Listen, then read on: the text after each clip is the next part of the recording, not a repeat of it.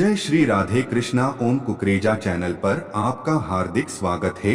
हरि अनंत हरि कथा अनंता में आज सुनिए गंगा दशहरा व्रत कथा। एक बार महाराज सगर ने व्यापक यज्ञ किया।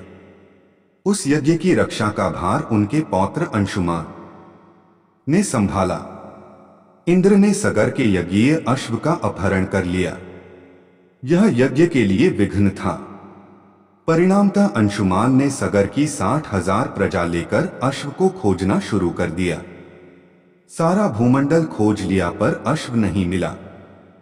फिर अश्व को पाताल लोक में खोजने के लिए पृथ्वी को खोदा गया। खुदाई पर उन्होंने देखा कि साक्षात भगवान महर्षि कपिल के रूप में तपस्या कर रहे हैं। उन्हीं के पास महाराज सगर का अश्व घास चर रहा है। प्रजा उन्हें देखकर चोर चोर चिल्लाने लगी। महर्षि कपिल की समाधि टूट गई। जो ही महर्षि ने अपने आग्नेय नेत्र खोले त्यों ही सारी प्रजा भस्म हो गई। इन मृत लोगों के उद्धार के लिए ही महाराज दिलीप के पुत्र भगीरथ ने कठोर तप किया था। भगीरथ के तप से प्रसन्न होकर ब्रह्मा ने उनसे वर मांगने को कहा तो भगीरथ ने गंगा की मांग की। इस पर ब्रह्मा ने कहा, राजन, तुम गंगा का पृथ्वी पर अवतरण तो चाहते हो, परंतु क्या तुमने पृथ्वी से पूछा है कि वह गंगा के भार तथा वेग को संभाल पाएगी? मेरा विचार है कि गंगा के वेग को संभालने की शक्ति केवल भगवान शंकर में है। इसलिए उचित यह होगा कि गंगा का भार एवं वेग संभालने के लिए भगवान शिव का अनुग्रह प्राप्त कर लिया जाए। महाराज भगीरथ ने वैसे ही किया। उनकी कठोर तपस्या से प्रसन्न होकर ब्रह्मा जी ने गंगा की धारा को अपने कमंडल से छोड़ा।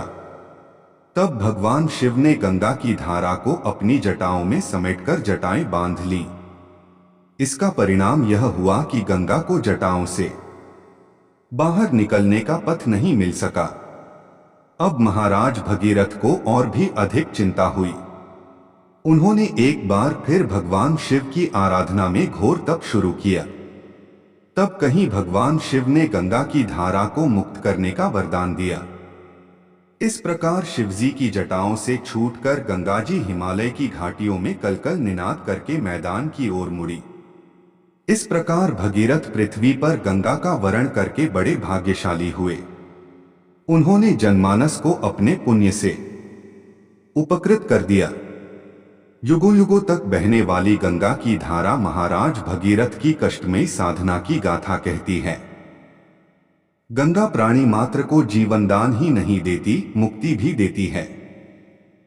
इसी कारण भारत तथा विदेशों तक में गंगा की महिमा गाई जाती है।